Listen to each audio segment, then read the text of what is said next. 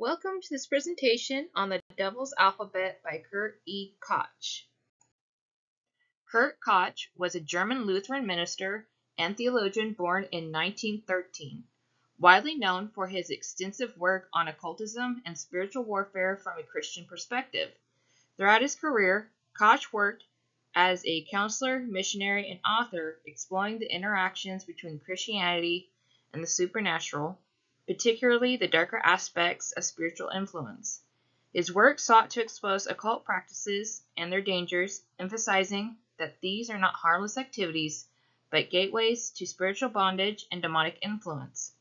This presentation will outline many practices associated with the occult, offering a Christian critique of each. A. Koch begins with amulets, which are objects believed to hold protective powers. Across history and cultures, people have used amulets to ward off evil, attract good luck, or ensure physical well-being.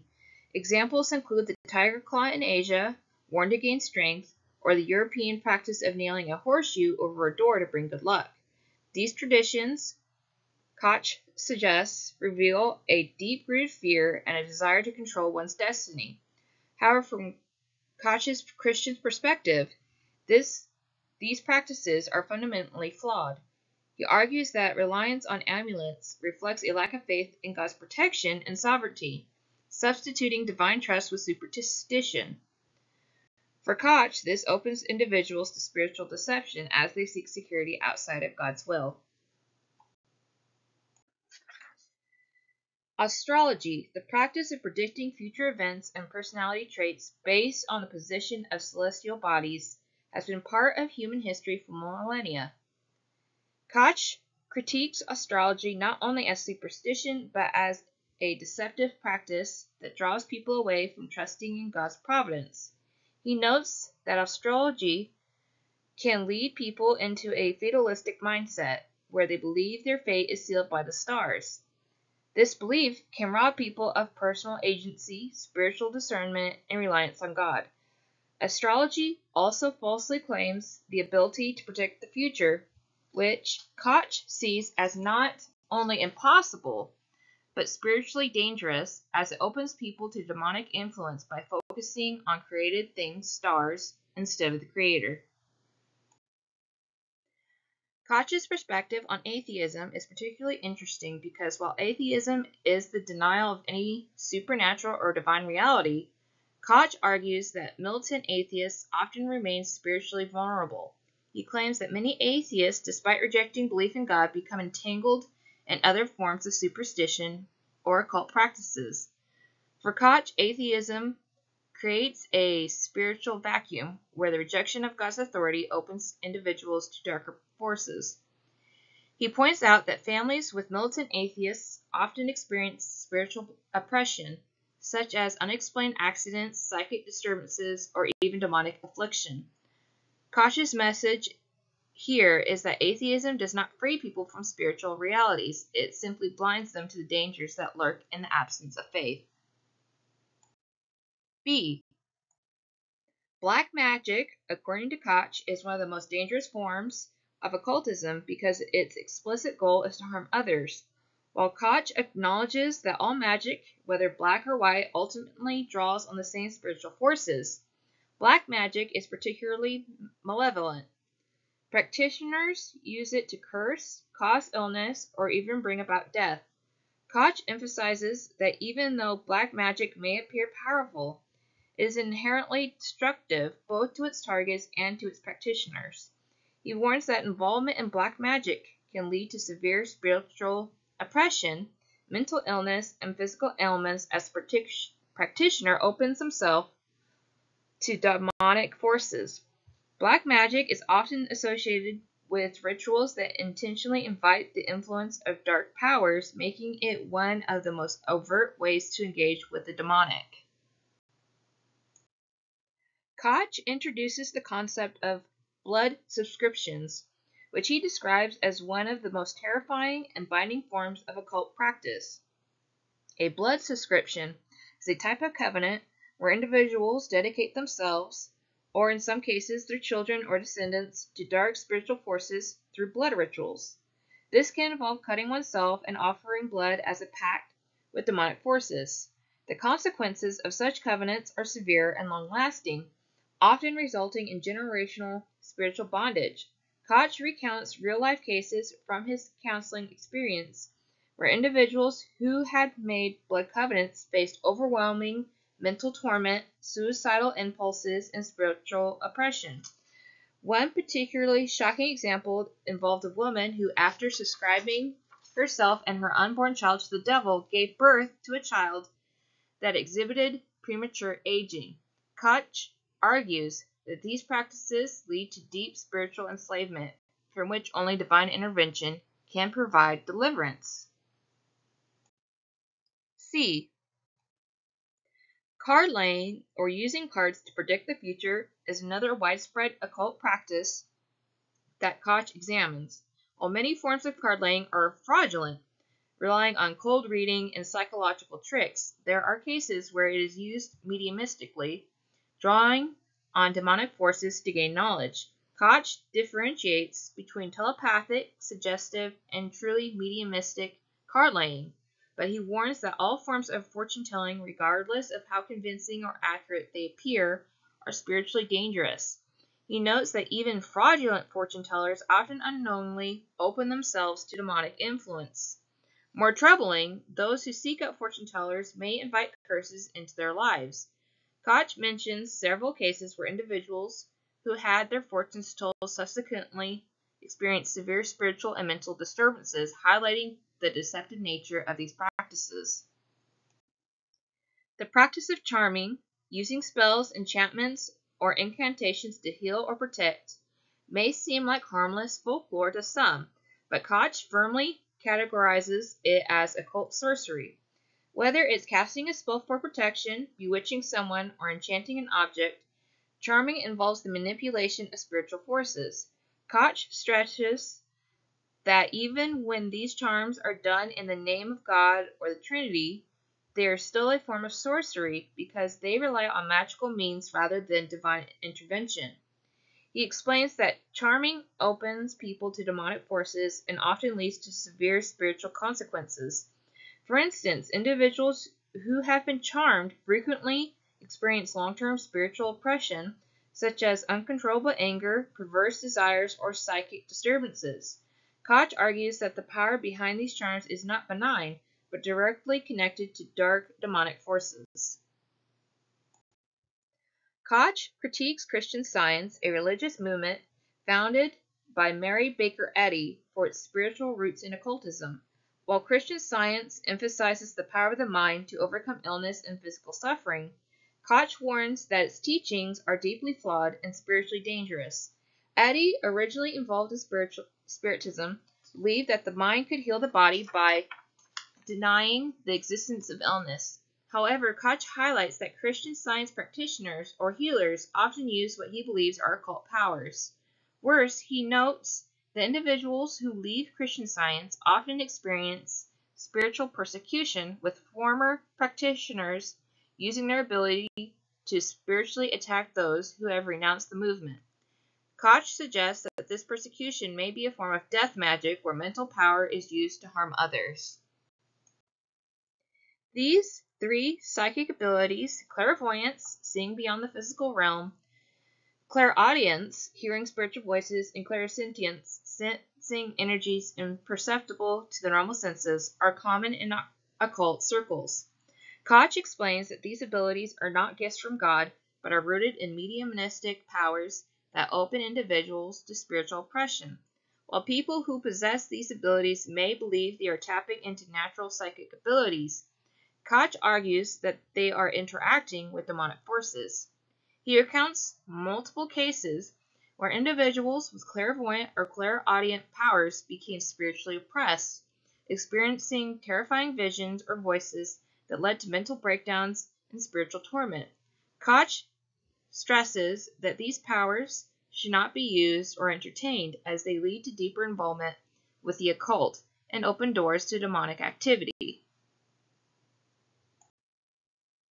Koch addresses color therapy, a practice linked to radiesthesia, where colors and vibrations are believed to heal illnesses. While this might seem like a harmless alternative healing method, Koch points out that many forms of color therapy involve using a pendulum or divining rod to diagnose and treat illnesses. He argues that these diagnostic methods are not grounded in science, but in mediumistic powers. In some cases, practitioners don't even need to physically see the patient. Simply holding an object that belongs to the person or hearing their voice is enough for a diagnosis. For Koch, this clearly demonstrates that the practice is spiritual in nature and not scientific. He warns that while color therapy may appear to help, it opens individuals to demonic forces, which can lead to spiritual confusion and oppression. D. Death magic is one of the darkest practices discussed by Koch. In many occult traditions, illnesses or curses can be transferred from the living to the dead. This often involves writing the illness on a piece of paper along with the magic spell and placing it in the coffin of a deceased person. Koch warns that this practice can lead to generational spiritual oppression as families become entangled in dark rituals that invite demonic activity. He shares a story of a woman who, while on her deathbed, asked her daughter to bring her an article of clothing so she could take her daughter's illness with her to the grave. Koch explains that these rituals involve demonic forces and should never be taken lightly, as they bind the living to dark spiritual influences. E. Eye diagnosis, or iridology, claims that illnesses can be diagnosed by examining a person's irises. While certain medical conditions do affect the eyes, Koch dismisses most claims of eye diagnosis as pseudoscience. More troubling, however, is the fact that some practitioners use eye diagnosis in a mediumistic way, relying on their psychic abilities to diagnose illness or predict future events. Koch shares the example of an eye diagnostician who told a mother that her daughter would die after giving birth to her fifth child. This prediction caused years of anxiety, even though it ultimately proved false. For Koch, this kind of fortune-telling masquerading as medical diagnosis is a dangerous form of occultism that can lead to spiritual deception and unnecessary fear. F. Religious fanaticism is not often associated with occultism, but Koch argues that the two are more closely linked than people realize. Fanaticism, and any genuine spiritual movement, he suggests, shares many of the same features as occultism. People involved in fanatical religious sects often have spiritually charged experiences that resemble those found in occult practices, such as laying on hands or receiving spiritual gifts that seem to mimic magic. Koch warns that individuals who indulge in these extreme forms of religion are susceptible to the same spiritual dangers as those who engage in occultism, as both fanatical movements and the occult often appeal to emotional or physical experiences rather than true faith in God. Fetishes are objects believed to hold magical powers similar to amulets. Koch explains that while amulets are used for protection, fetishes are often carried for spiritual power or influence. These objects can be anything, a piece of bone, a relic, a stone, and are charged with supposed spiritual energy to protect the wearer or to bring about a specific outcome. Koch warns that the use of fetishes reflects a reliance on spiritual forces other than God, and is a form of idolatry. Even in Christian traditions, the veneration of certain relics can verge on fetishism when people believe that these objects have inherent power. Koch argues that these practices reveal an underlying fear and mistrust in God's providence, instead seeking control through magical means. Fire walking, the practice of walking barefoot over hot coals or fire, is a ritual seen in many cultures. While some instances of fire walking are performed as spiritual acts of faith or endurance, Koch points out that many firewalkers use occult powers to protect themselves from being burned. In some cultures, firewalking is accompanied by meditation, hypnosis, or demonic invocation. For Koch, even when firewalking seems like a simple act of endurance, it often has spiritual implications. He cites cases where firewalkers have admitted to relying on demonic power to escape harm. Koch warns that participation in such rituals opens individuals to demonic influence, even if they believe the practice is culturally benign. One firewalking example can be found in the Fiji Islands and the Benakwe tribe. Firewalkers prepare for a day and do not require hypnosis or trance. They are not hurt. A second example can be found in South Africa. A firewalker admits that he uses the devil's power to accomplish walking through fire without harm. Koch discusses fortune telling in its various forms, such as astrology, card laying, palmistry, and the use of rods or pendulums. He stresses that while most fortune telling is fraudulent, a small percentage of genuine cases are inspired by dark spiritual forces. For example, some former Satanists and fortune tellers have admitted that they rely on familiar spirits to accurately describe a person's past and present. However, when it comes to predicting the future, they often curse the client to ensure their predictions come true. This, according to Koch, is one of the gravest spiritual dangers of fortune telling. Even when clients believe they are merely getting a harmless reading, they may unknowingly invite curses or demonic influence into their lives. Dr. Koch spoke often against this next topic and received many threats over the years because of it. Freemasonry is a secretive fraternal organization that has long been the subject of controversy, particularly among Christian critics like Koch. While some Masonic lodges present themselves as benign social clubs, Koch argues that the rituals and customs practiced by Freemasons often have occult roots.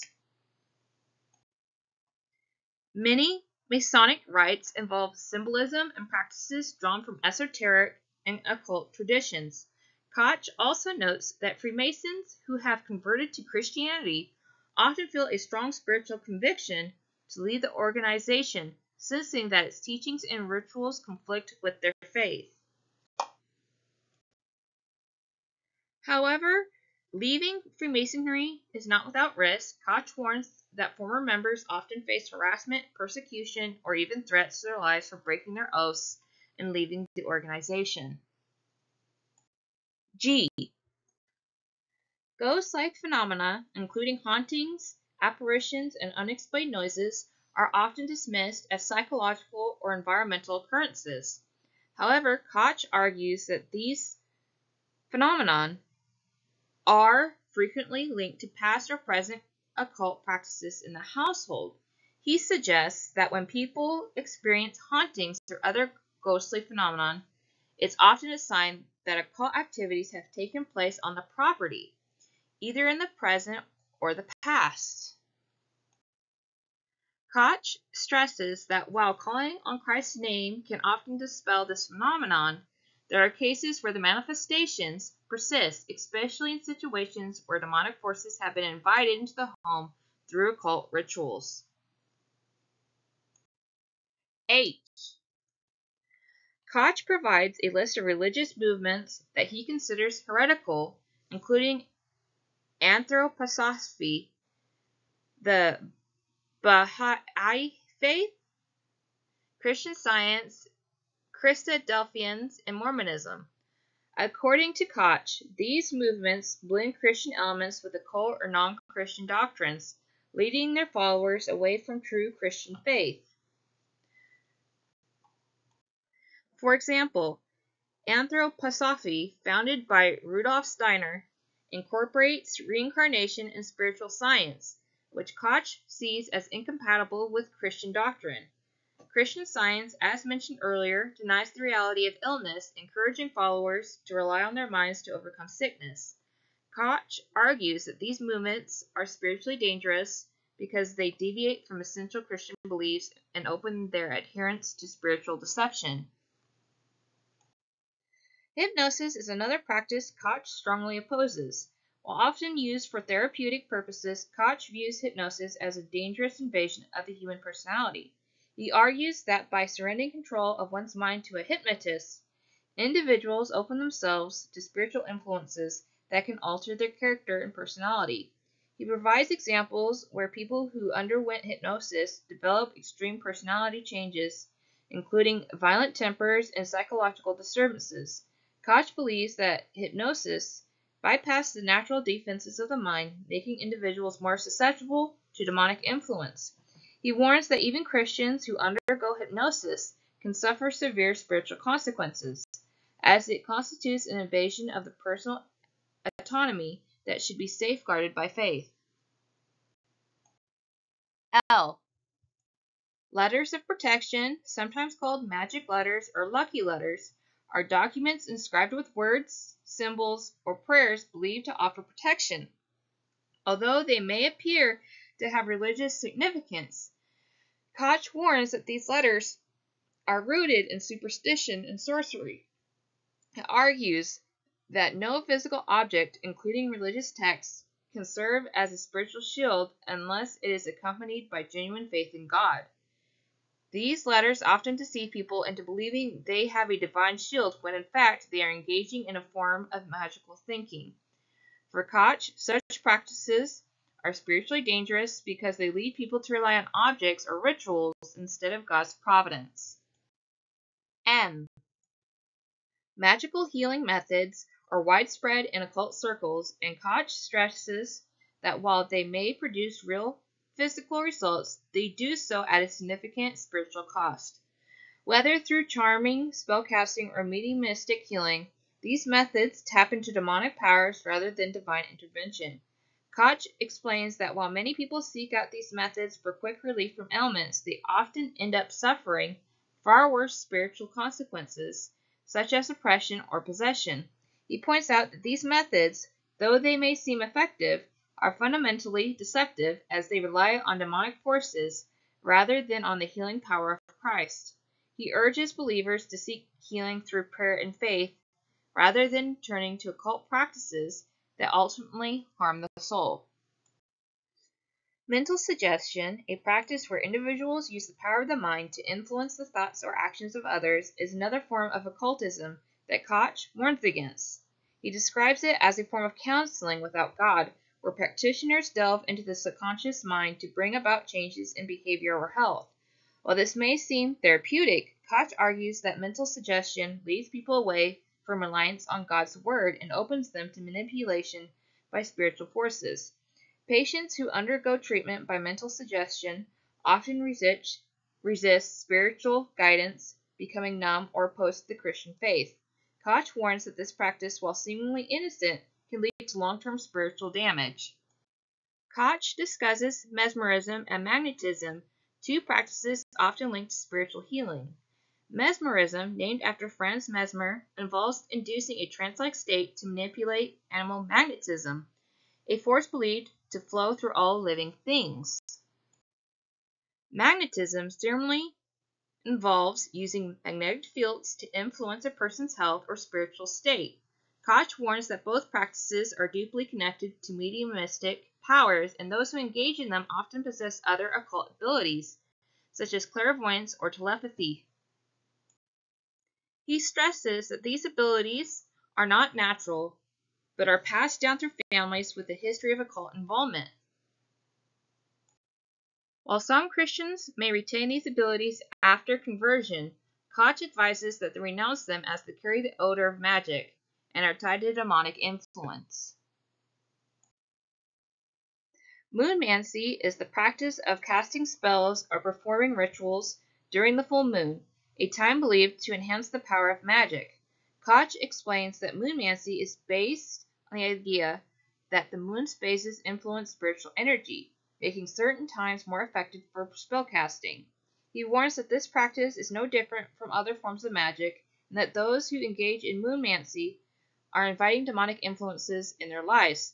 Koch stresses that, like other forms of occultism, moonmancy relies on the manipulation of spiritual forces and undermines a person's reliance on God.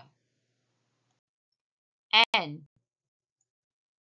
Koch critiques modern theological movements, particularly neo-rationalism, for undermining the core tenets of Christian faith. Neo-rationalism claims that only what the human intellect can grasp is worthy of belief, leading to the denial of miracles, the divinity of Christ, and the supernatural altogether. Koch argues that this intellectual movement is not merely an academic exercise, but a spiritual deception that blinds people to the realities of God's power and the existence of the demonic. He emphasizes that true Christian faith requires belief in the supernatural, including miracles and the redemptive work of Christ. Neo-rationalism, by denying these truths, opens individuals to spiritual confusion and deception. Numerical symbolism, or the belief in the mystical significance of certain numbers, is widespread in both ancient and modern superstitions. Koch explains how certain numbers, such as 13 being lucky, or 3 crosses providing protection, have infiltrated daily life. These beliefs may seem trivial, but Koch warns that they reflect a deeper reliance on superstition instead of trusting in God's sovereignty. He encourages Christians to reject such practices and rely solely on the protection and guidance offered by their faith in God, rather than in numerical luck or symbolism. Koch strongly advises against keeping occult literature in the home, even for research or academic purposes.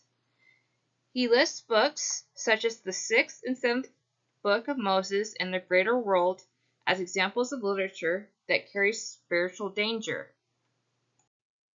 Koch explains that such books act as doorways to demonic influence and have caused spiritual disturbances in families. He recounts cases where people experience supernatural harm simply from having these books in their homes.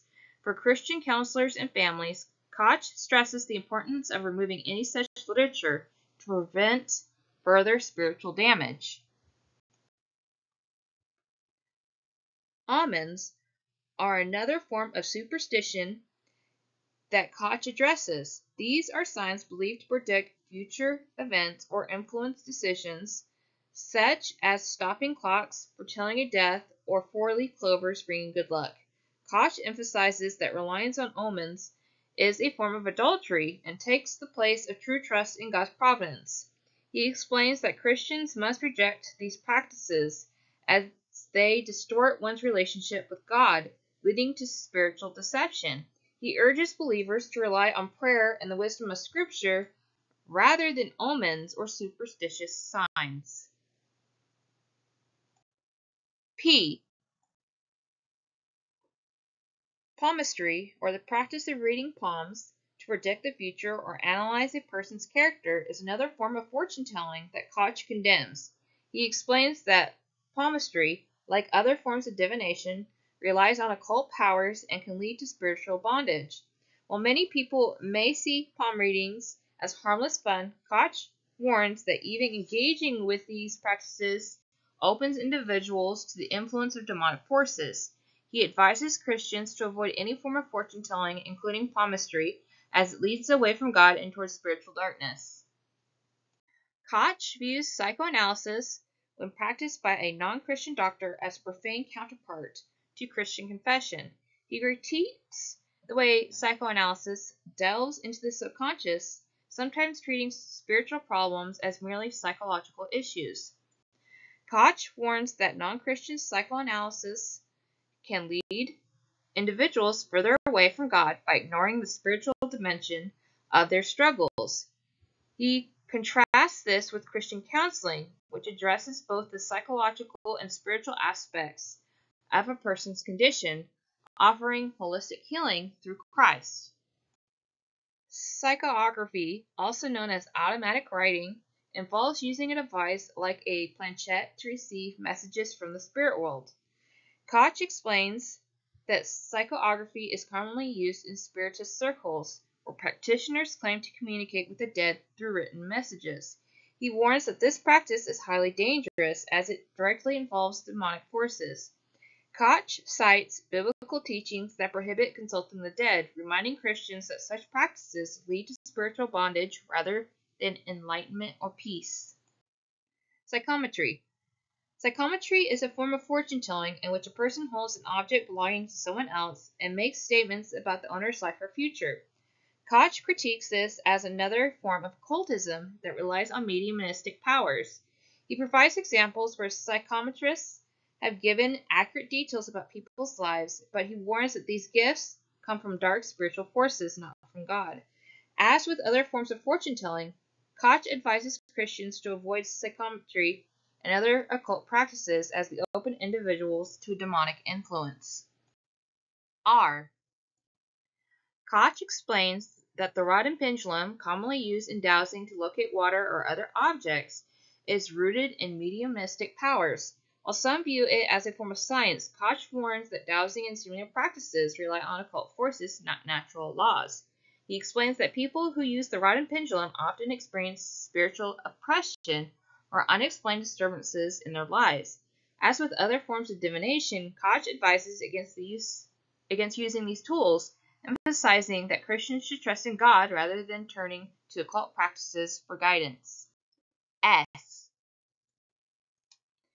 Koch discusses screening, a pseudo-scientific practice where dowsers and pendulum practitioners claim they can shield homes from harmful earth rays by using small boxes containing copper or similar materials. He argues that there is no scientific evidence to support the existence of these earth rays and that such practices rely more on superstition and mediumistic powers. Koch encourages reliance on God's protection, referencing Psalm 91 rather than occult devices like screening boxes. In this section, Koch addresses the superstitions surrounding specific dates and times. He provides examples such as April 1st being considered unlucky in Germany, and practices like tying straw around fruit trees at Christmas or washing purses in fountains on New Year's Eve to ensure financial success. These rituals reflect humanity's tendency to submit to superstitious beliefs rather than trusting God's providence. Koch referenced Galatians 4, verse 10 through 11 to emphasize that Christians should avoid observing superstitious days. Koch identifies Spiritism as one of the most dangerous forms of occultism, involving practices like table lifting, automatic writing, and speaking in trances. These practices, though often disguised as innocent attempts to contact the dead, open individuals to severe spiritual dangers, including demonic oppression. Koch emphasizes that engaging in spiritist rituals directly violates Christian teaching and can lead to both psychological and spiritual harm. Koch defines superstition as a religious attitude divorced from God, where individuals rely on rituals and symbols for protection or success. He warns that superstitions around events, such as weddings, funerals, or sickness, can lead to irrational behavior and sometimes even tragedies. By relying on superstition, people distance themselves from true faith in God and risk falling into deeper spiritual deception. T. Koch discusses telepathy, distinguishing between a neutral form found within close familial bonds and occult telepathy, which is dangerous and mediumistic in nature. Occult telepathy, often associated with clairvoyance or spiritism, opens individuals to demonic forces. Koch strongly advises Christians to avoid any form of telepathy that is connected to the occult, as it leads to spiritual oppression. Transference, according to Koch, is a mysterious phenomenon where occult powers, such as the ability to douse or charm, can be passed from one person to another. He shares examples of individuals who experience severe psychological and spiritual disturbances after receiving these abilities. Koch warns Christians to avoid any involvement in occult practices, as transference can also happen during intense prayer sessions if one is not under the full protection of Christ. He provides detailed accounts of people who suffer from suicidal thoughts, illnesses, and other spiritual attacks due to transference. So be careful who touches you, especially during intercession and counseling. Always keep your family under the protection of Christ to defend against retaliation. Remember, 2 is always better than 1, and please utilize prayer groups. U.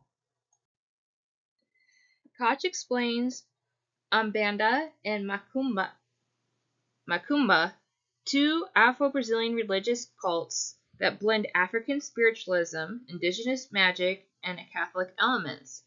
Umbanda is seen as a more respectable form of spiritism, while Macumba is viewed as a criminal practice involving black magic and demon worship. Koch describes their rituals, which include animal sacrifices, frenzied dancing, and possession by spirits.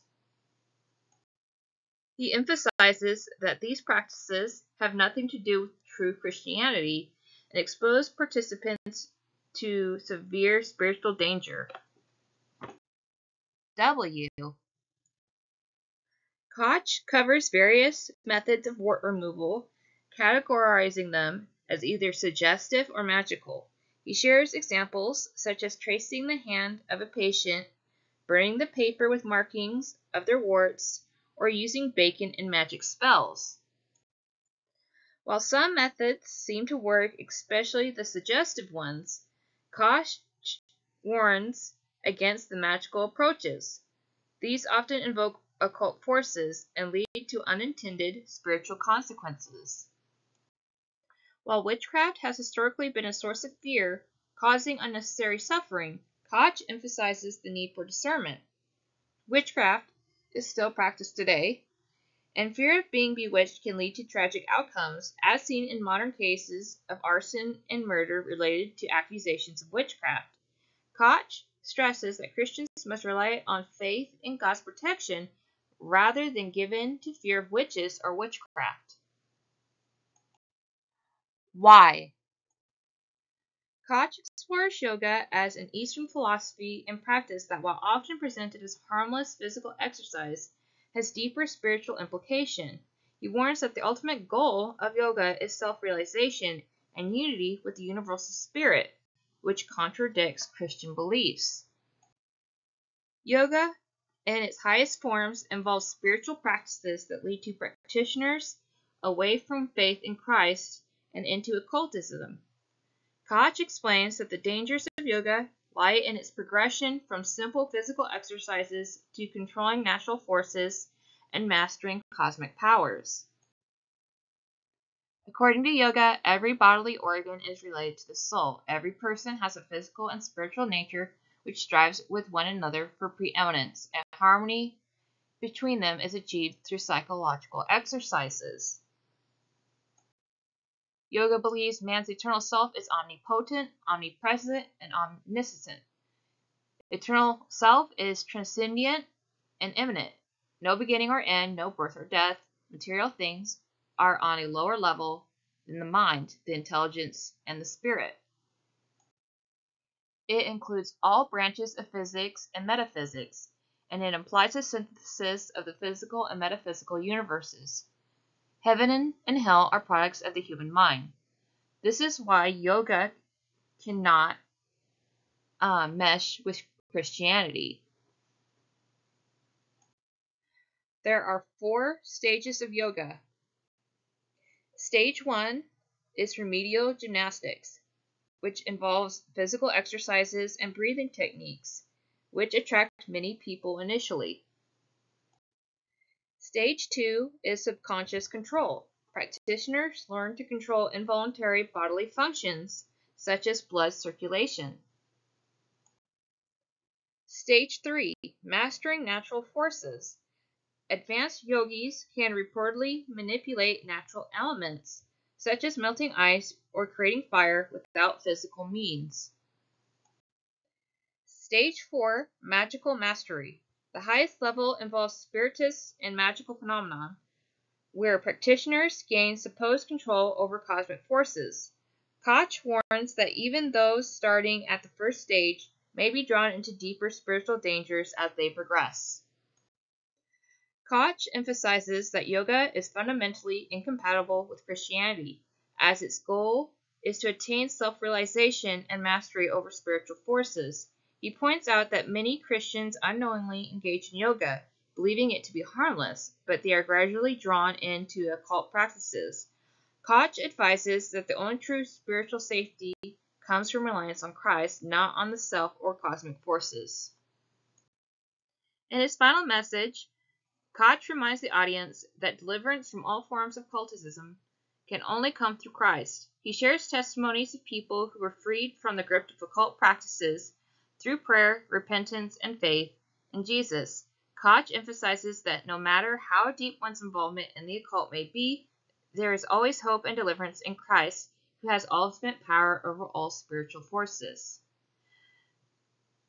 Thank you, everybody, for taking the time to watch this very long presentation.